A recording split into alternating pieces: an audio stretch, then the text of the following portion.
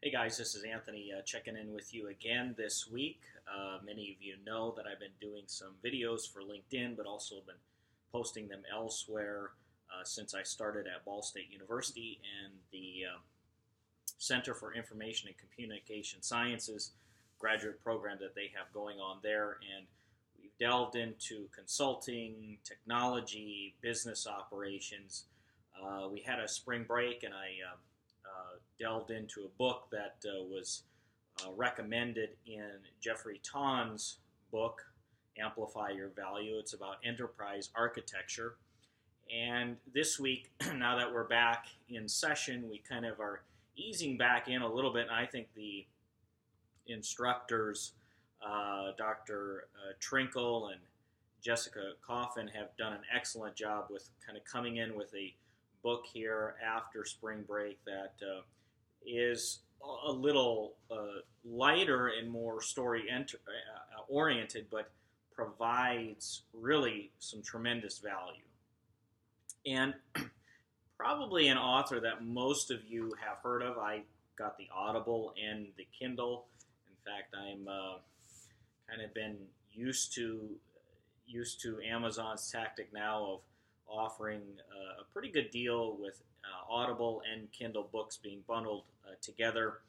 As much as I like regular books, it's nice to, especially this book, to hear it on Audible, because then you can really understand the story behind it, because this is just more than mere facts that we need to assemble in bullet form and follow through. We need to understand sort of how the drama plays out in real life.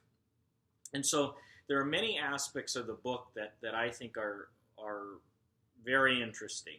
We could talk about the dysfunction and some of the aspects of why there is dysfunction, and that is important to assess. But sometimes we can get so used to assessing something, we don't really know, well, what actionable items should we, for lack of a better term, act on? What should we really do about this? And so in the book, and I don't want to give the story away because it's actually a little bit suspenseful, it's fairly funny, and in fact there's probably some parts in it that are heartwarming.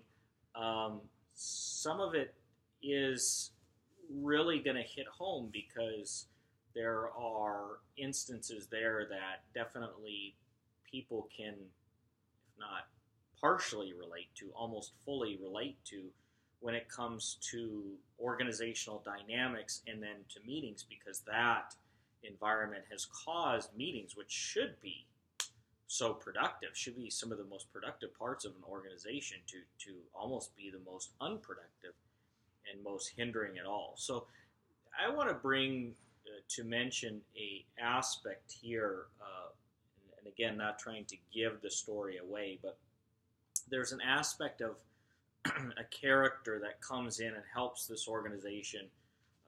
Really, he's in a temporary role, and he brings in some ideas that come from film and the movie and entertainment industry to help them as a group in this organization, the upper management and the CEO, understand how their meetings can really become really more productive.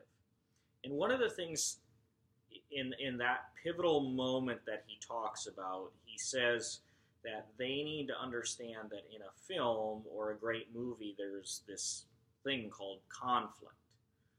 And it's something that we've discussed in our class through a discussion group about conflict. But if you read even between the lines a little bit further about conflict, this isn't trying to make an arbitrary conflict where we have sort of an axe to grind.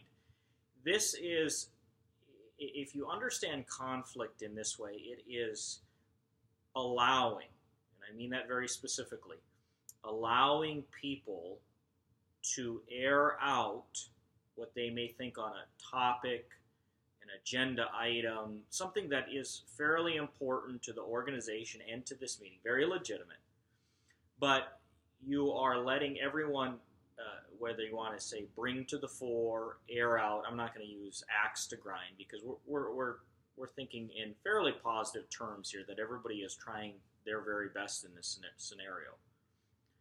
But if everyone isn't sort of like bringing, let's say there's 6 people and there's only 1.5 or 2 people bringing it out, you aren't going to have that conflict. Why do you need to have that conflict? Because more than likely, no 6 people or 5 people or 7 people, whatever number that you have in the meeting, is going to fully agree. They're not there to disagree with each other.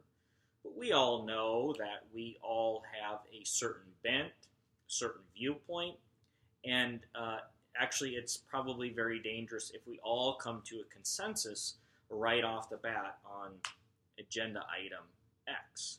We may agree after 5 minutes that this is going to be the best approach and we move on because, hey, you know, that's what we have to do. But there has to be the airing that comes out, right? There has to be sort of pushing that ideas to the forefront, because what that does is it allows people to bring to fore not just their ideas, but also some of their emotion behind it.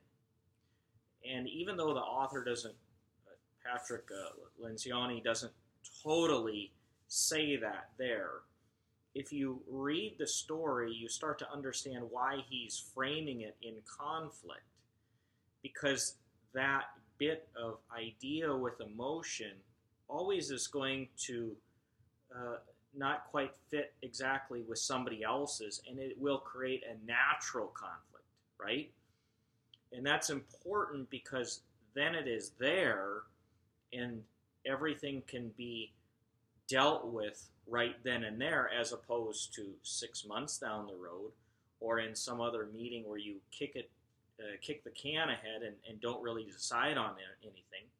Now, this isn't a motivation to just air our differences just for the fun of it, but there is a resolve, and that's one thing I discussed in our discussion online, was the fact that we're trying to come to a resolve here, a resolution. But more importantly, we're trying to come to a resolve for each individual who is in this organization or in this meeting. Why is that important? Well, because the thing is the resolution, but the resolve is where you walk away and you say, you know, wow, we really did something here. I may not have totally agreed with that exactly, and that may not have been my idea, but there is a resolve that we're moving forward as opposed to staying where we're at or just wasting our time. So framing the conflict in those regards of bringing our ideas to the forefront with the proper emotion behind it that should be displayed, and maybe even if there's an airing sometimes of like a higher up saying, listen, I'm trying here, but guys, you know, I'm frustrated in this, instead of hiding that. Those words are very important because that comes to the forefront. Again, we're not trying to air dirty laundry to air dirty laundry, but we are realizing that there are some dimensions that we need to have for the resolution, but then for the resolve of each individual. So when you come back, I know this from being a Pentecostal preacher, I mean, you have to have some spontaneity in the process as well. And this provides that spontaneity because we're not really sure what everybody is going to bring to the table. We're not sure what everything is going to be said. If we're in our regular old meetings, we pretty well know how they're going to go. But if there's a little bit of suspense there and a little bit of unknown, and then there is a resolution for resolve, people will come back to those meetings and say, you know, like, we got a lot done last time. Let's get a lot more done this time, or let's provide something of quality coming out here, not just a lot done. So again, I think the conflict has to lead to a resolution and a resolve for each individual to really bring out success. And it doesn't take a bunch of talented or the smartest people in the world. It just takes people who care about each other and what they're doing. Appreciate it. Talk to you later.